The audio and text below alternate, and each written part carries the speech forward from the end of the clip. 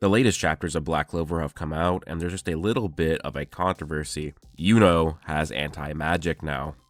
This seems to be highly controversial amongst the fandom and just anime fandom in general. While it seems that most Black Clover fans are loving this, there is still a sizable chunk that just don't like it, and people outside of the Black Clover fandom are spewing a lot of hate and misinformation about it, arguing that Yuno is plot armor personified, that this is an ass pull, this ruins everything because this makes it so that Asta isn't special anymore, etc. But most of the people shitting on this moment are really just self-reporting either that they don't read or they have a severe lack of reading comprehension when reading Black Clover. So I just want to make a video discussing this topic to educate people on what they've missed and prove that Yuno wielding anti-magic is not illogical. Neither is him wielding the sword. And I'll even argue the narrative merits of the scene. I'm going to first call out anybody arguing that this doesn't make sense. Either you've forgotten and that's fine, or you're lying. And if that's the case, shame! Shame! Shame! Just a few chapters ago, which to be fair, that is technically almost 2 years ago now, it was revealed to us that Asta has the ability to share his anti-magic power with other characters through the use of the Demon Dweller sword. But it was shown once again in the previous Black Clover chapters less than 4 months ago, so I don't know why people are forgetting about it when we just literally saw the Black Bulls with anti-magic. Asta did this with the Chica, and at least one of the other Ryuzen to lesser effect, as well as all of the Black Bulls that were present in the battle against Paladin Damnatio in the Witch's Forest. That's a dozen Black Bulls and at least 2 Ryuzen members for a total of 14 characters that Asta had shared his anti-magic with. Why is anything different from him giving Yuno anti-magic? It is very clearly an ability of Asta to share anti-magic with the Demon Dweller sword, just as Licht could take Lumiere's light magic and give it to other people in the Shadow Palace. Asta is doing that very same thing, just with anti-energy, granting them pseudo-anti-magic. If you have an issue with all of these things, at least you're consistent, but this is still not illogical. It was heavily foreshadowed and there was a lot of explanations for this already. Watch this video for the breakdown, but in summary, Asta isn't attacking them with anti-magic power. He's not attacking Yuno with anti-magic power. He is granting it to them.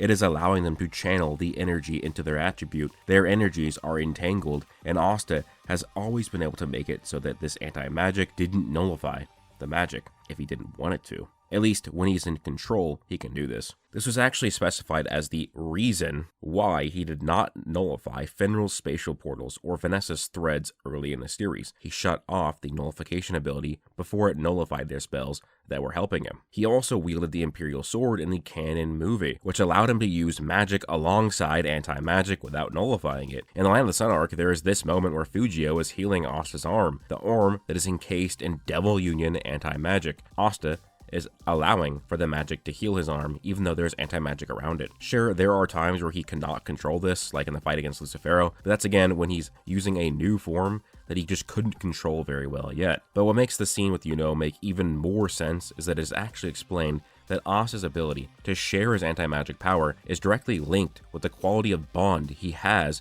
with said person. Considering Yuno is his brother, the one he spent the most time with throughout his entire life, the barometer by which he measures his goals while also driving him further, it would stand to reason that not only should Yuno be able to use this borrowed anti-magic power from Asta, but he should be able to get even more out of it than anybody else in the series besides Asta. And before I continue down this path, I want to address the idea that anti-magic is what makes Asta special, so others having it makes Asta less special. I think this misses the point in multiple ways. Asta, he's not special. Anti-magic is not a powerful ability, inherently. Even when Asta uses Berserk form of the anti-magic against Dante, Lucifero is watching and he considers anti-magic to be weak.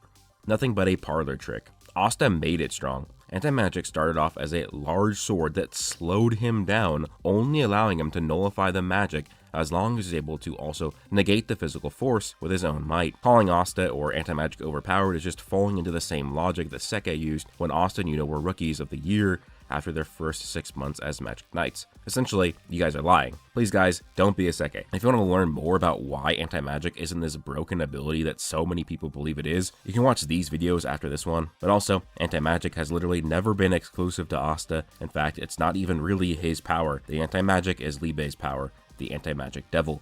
Asta spends most of the series drawing on this power until he can use it directly after a contract. Asta has never been the sole user of anti-magic in the series. This was never even believed to be the case in the literal first chapter of the series where we see the anti-magic devil. But I digress. Back to anti-magic Yuno. What should we even call this form? Is it Black Yuno or Black Form Yuno or Black Spirit Dive? Like, I remember at first when it was weird to call it Black Asta, but I've gotten used to it. But now it's just weird calling him Black Yuno, even if it follows the same naming convention. But I actually really dig that Yuno is wielding the Demon Dweller sword here. But here's the thing. Yuno is not the first magically empowered person to wield the anti-magic version of the Demon Dweller sword. Remember, in the Elf Saga, Licht reclaimed the Demon Dweller sword, and it was the anti-magic version of it, and he could still wield it. So why couldn't Yuno? Yuno is far more powerful than Licht, it's not even close, and this version of Asta's anti-magic is far more friendly to Yuno. Sure, Licht didn't actually use the anti-magic power, he only used the magic, but again, the circumstances are different. Asta now knows how to give people some of his anti-magic power. In fact, the series itself has given us some implications that people who are related to Licht should be able to wield them, even if they didn't have anti-magic. As the Witch Queen's first theory was that Asta was a descendant of Licht, and that was why he could wield the swords. Well, Yuno is the vessel for the elven-human hybrid soul of Licht's son, meaning in some way, Yuno has a partial relation to the chieftain of the elves, the former owner of that sword. Yuno also creates swords, and is even compared to Licht on multiple occasions. So when you piece all these points together, that Asta has an ability to grant people the temporary power of pseudo-anti-magic, and it is tied to how deep his bonds are with that person, that the swords were correctly theorized by the Witch Queen to be able to be wielded by Licht or his descendants despite the flow of anti-magic, and that Yuno houses the soul of Licht's son. Logically, there is nothing wrong with this scene, which leads me to a different side of this topic, because you can agree that all of this is logical within the power systems of the series, but you can still dislike it. Though I don't really see a good reason why, personally, as this is more subjective side of the discussion, but people say that Yuno gets all of the power-ups in the series. Well, this isn't really like one of those kind of power-ups. He is again borrowing power from Asta that will inevitably leave him whenever Asta takes back the Demon Dweller sword. I can understand a complaint about this if Yuno keeps this power forever. I just highly doubt that, because all the other Black Bulls in this chapter, they lost their anti-magic power.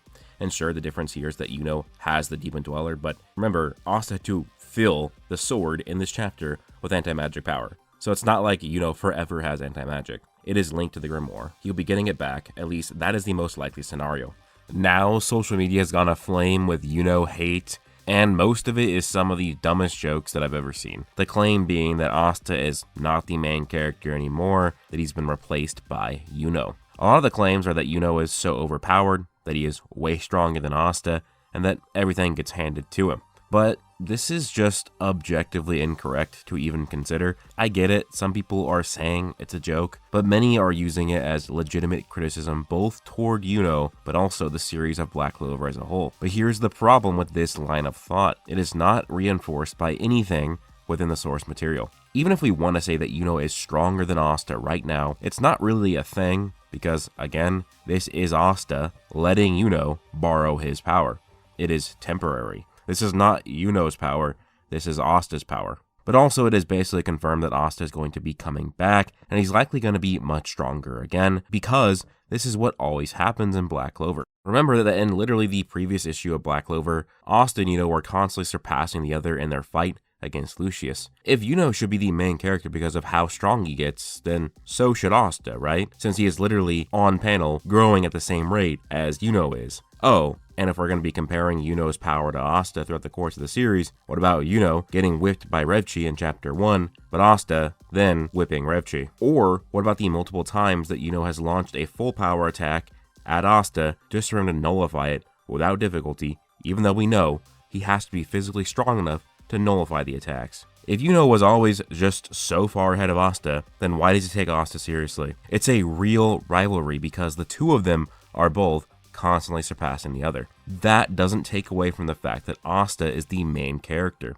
It just means that he has a good rival. Are we really going to say that Yuno is the main character, even though in the movie he took a backseat role to Asta, and he fought Jester and was fighting for his life, whereas Asta gets to wield the Imperial Sword that contains the power of every previous Wizard King, as well as much of the Clover Kingdom's Magic Knights. The context of the scene is that Yuno and Asta were fighting Lucius on equal footing for the most part, and you could actually argue that Asta with Zedden would be superior to Yuno, and it could be even vastly superior. But when Lucius tricked Asta and Libe by bringing back their mom, it caused a disruption in their devil union. This slash made it so that Asta now needs to get healed before he can go back to the fight. Asta is just giving Yuno anti-magic to help him last out until he can return. But I think it's time to nip the idea that Yuno gets everything right in the bud. Asta and Yuno, because of the nature of their grimoires, both technically have the fourth leaf somewhere on their grimoires. And because of their constant work paired with their luck, they grow very fast, and they find themselves in situations where they benefit. And actually, the writing is often brilliant in these cases because their power-ups often shadow or parallel the others. We can go all the way back to chapter 1. It starts with Yuno getting a 4-leaf clover grimoire, but then Asta gets a 5-leaf clover grimoire. When Asta and Yuno go into the dungeon, sure, Yuno gets the Wind Spirit, Bell, but Asta also finds the Demon Dweller sword, which has become one of his most important swords, possibly the most important. Yuno would train to get Monoskin, but in the canon light novel, he considers himself much weaker than Asta still, so he develops Spirit Dive to match Asta's black form. Interesting note here, if you go by the Raws, Devil Union is actually Devil Assimilation, which is similar to what the process of Yuno's Spirit Dive is called, which is Spirit Assimilation. These things are obvious parallels. In the Elf Saga, Yuno gets the Elven Spirit that boosts his power significantly. Then, Asta's Devil resonates with the Word Devil Zagrid and boosts Asta's power significantly. Yuno makes the Spirit Sword of Zephyr, and then Asta makes the Black Divider. Yuno has Bell store her power, giving what we call the full Spirit Dive, or Spirit Dive 3. Interesting that Asta gets a full version of his anti-magic devil form, and then Yuno does with his Spirit Dive as well. It's almost as, like I said, that both Yuno and Asta are constantly getting power-ups. Yuno is absolutely not the only one in this rivalry that is getting power-ups. Asta learns Infinite Slash, Yuno gets a second Grimoire, and then Asta gets True Devil Union. Hell, when Yuno first revealed his Neverland spell, and it's an ability that allowed him to boost the power of others, a lot of people were shitting their pants thinking that that was too strong. But then Asta comes in, and now he can share his anti-magic with other people. And the parallel is interesting because Yuno is having to use Neverland only for himself, and Asta at this moment might be getting the rest of his anti-magic back from the Black Bulls. And I'm sorry, but let's not act like Asta's not about to come back and do something crazy. One of my theories is that depending on how Asta's anti-magic sharing works, when he gets back all of the anti-magic power from the Black Bulls, he will have anti-magic versions of their abilities for a short period of time. So maybe he'll have Black Lightning, like Luck, or Black Flame, like Magna, or even crazier, he'll have the Black Spatial Magic, or Black Thread Magic. Either that, or he's going to get the Dweller back, and Yuno is going to store his magic power inside of it, giving Asta a familiar form to both Yuno now, and what he looked like in the Sword of the Wizard King film. Or Asta's finally going to do Ultimate Magic with the Demon Dweller sword, and borrow the power of everyone he can to mimic the spell that Lick did in order to take down Lucius. So everyone needs to stop. It's one thing to say you don't like this, it's another to say it's illogical, or that it no longer makes Asta special, or that now Yuno is the main character. It's all nonsense. Asta is literally the beating heart of the story. So many portions and themes of the narrative are driven by him, and he gets just as many power-ups as Yuno does. So yeah, Asta is the main character, not Yuno. Stop hating for hating's sake. I love how this all comes into formation. Asta's defeated, as it seems that the appearance of Asta and Libe's mother caused for the union to become undone. It is very clear that Yuno takes inspiration from the Peter Pan fairy tale. He has a wind spirit fairy named Belle, he's a lost boy, and he even creates Neverland, a place where time stops, and that's the reason for the children not growing up inside of Neverland within the different adaptations of the story. Yuno, while fighting Lucius, has to bring down Neverland to use it for himself. The theme being that Yuno is finally having to grow up. In fact, my homie Jack Oates the Goat had similar thoughts to me, and he was able to convey it much better than I could. So go follow him on Twitter and subscribe to his YouTube, but this is how he thinks of this moment. This panel means a lot to me. This is Yuno finalizing his last moments as a boy and stepping into manhood. Neverland is a device not just to counter Lucius, but a device that denies one of reality's harshest forces, time. Neverland was a place where no one grew up and kids lived out their childhood happily and unapologetically. This was Peter's escape from reality. He actively denied facing reality, as it was and shaped this place where make-believe ruled and prospered over it. Yuno letting down Neverland is the acceptance of the reality that people will die, but his magic is replaced by absolute trust and faith in the capability of the people below. This is the golden brick that marks his transition from a boy to a king of any throne. Julius's own downfall was due to extending his power to save everyone, but the reality that Yuno had the unfortunate chance to live out is that not everyone can be saved, no matter what magic is involved. Neverland held him back while it boosted everyone else, but becoming a man and becoming a king does require sacrifice for the greater good. This panel is everything.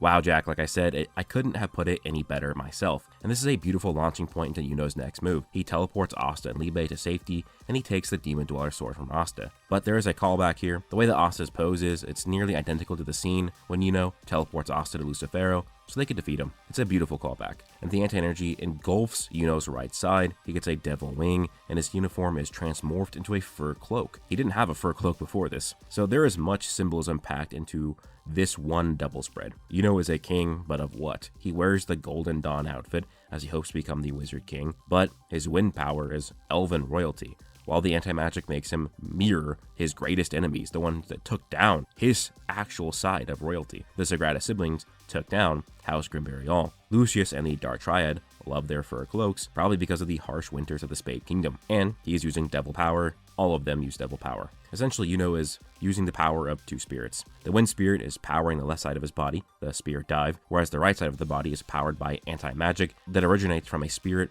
of the underworld, the devil, Liba. Yet, I find it interesting that the power that is granted from Asta is the one that calls back to his Spade roots. It does seem that the anti-magic will highlight a character's personal effects. Why did the anti-magic highlight the green hair that Finral dyed? Why did the anti-magic give Yuno much more of a Spade Kingdom look on his right side? Is that because it is where he is personally leaning, or is it a darker tone? Is he doomed to fall in the footsteps of Xenon? Is Yuno going to die? Let me know your thoughts down below. I'll have more videos coming in the near future. Thanks for the support, everybody. Please leave a like if you enjoyed, comment your thoughts, like, subscribe. You can join my Discord or follow me on Twitter. Those will be linked down below. But I hope you guys all have an amazing day, and peace out.